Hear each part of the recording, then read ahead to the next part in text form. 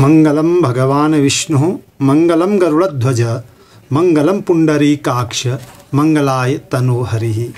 नमस्कार, आप सभी अध्यात्म पथ सनातन धर्म शास्त्रों की चर्चा के सुधी दर्शकों का आप लोग स्नेह बनाए रखते हैं। तो कल के लिए एक सूचना कि जो माघ मास का पवित्र महीना लगा हुआ है, तीर्थराज प्रयाग में पूर्ण कुंभ का संयोग बना हुआ है और उस पर भी कल को दिनांक अंग्रेजी कैलेंडर के हिसाब से 25 तारीख को शनिवार के दिन हम सब के लिए जो महत्वपूर्ण व्रत है एकादशी व्रत, जो कि माघ कृष्ण पक्ष की एकादशी है, जिसे सट तिला एकादशी भी कहा जाता है। हमारे सौर मास के हिसाब से 12 गते होते हैं, कहीं प्रविष्टे कहते हैं, कहीं हम कुर्मांचल इत्यादि में पैठ कही जाते हैं। तो 12 गते शनिवार इंग्लिश तारीख 25 जनवरी को सट तिला एकादशी व्रत का व्रत होगा। यह स्मार्तों के लिए भी होगा और वैष्णव संप्रदाय के लिए, वैष्णवों के लिए भी होगा। तो दोनों व्रत एक साथ ही एक ही दिन किए जाएंगे। तो सज्जनों, सट तिला एकादशी व्रत के बारे में पहले भी जानकारी दे चुका हूँ। जो यह माघ कृष्ण पक्ष की एकादशी है, इसको सट तिला एकादशी कहा जाता है और इसमें जो है 6 प्रकार के तिलों का प्रयोग करने का विधान बतलाया गया है, इसीलिए इसे सट तिला एकादशी कहा गया है। इस दिन तिलों के जल से स्नान, तिलों को शरीर पर लगाना, तिल से हवन करना, तिल मिले जल का पान करना, तिल का भोजन करना तथा तिल का दान करने से समस्त पापों का नाश हो जाता है। तो हमारे शास्त्रों में मिलता है प्रमाण इसका कि तिलस्नायी तिलोद्वर्ती तिल होमी तिलोदकी तिल भुक तिलदाता च सट तिला पापनाशना। इस दिन काले तिल, काली गाय का दान का भी बड़ा महत्व होता है।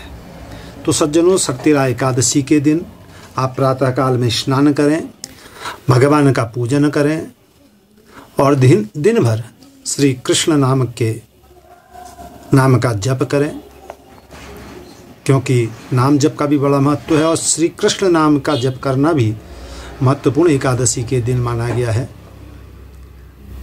श्वास श्वास में नाम जप, खाली श्वास न जाए, ना जाने इस श्वास का आवन कब रुक जाए। तो इसीलिए नाम जप को भी हमेशा हमने रखना चाहिए।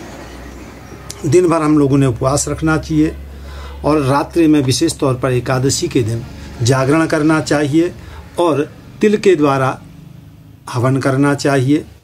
भगवान को पूजन करके उनको जब हम अर्घ्य प्रदान करते हैं तो भगवान को अर्घ्य देने के लिए इस मंत्र का आप लोग प्रयोग कर सकते हैं। सुब्रह्मण्य नमस्तेस्तु महापुरुष पूर्वजः ग्रहणार्घ्य मया दत्तम लक्ष्म्या सह जगतपते।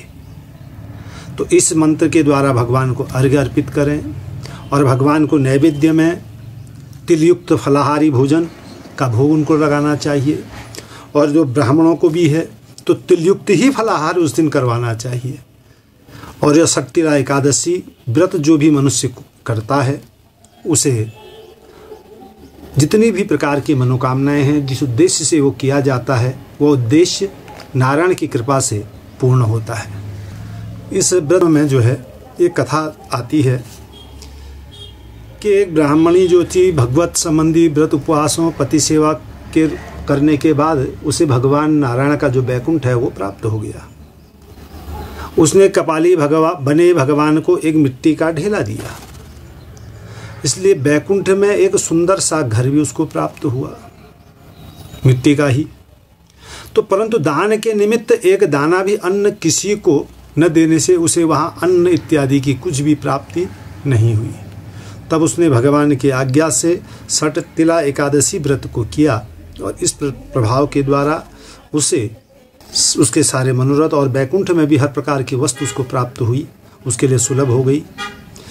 तो एकादशी व्रत तो वैसे भी हर गृहस्थी को करनी ही चाहिए, और विशेष तौर माघ महीने की एकादशी, सठतिला एकादशी बड़े पर्वों में गिनी जाती है। तो कल ये सूचना आप लोगों को अच्छी लगी होगी तो इसको आगे बढ़ाइएगा, पसंद कीजिएगा और अपने संदर्भ के द्वारा मेरा मनोबल बढ़ाते रहेगा। मैं इसी प्रकार की जानकारी फिर आप तक पहुंचाने का प्रयास करता रहूँगा और कामना नारायण से ही करूँगा कि सर्वे भवन्तु सुखिनः, सर्वे सन्तु निरामयाः, सर्वे भद्राणि पश्यन्तु मा कश्चित् दुःखभाग् भवेत्। जय जय सीताराम। श्रीमन नारायण।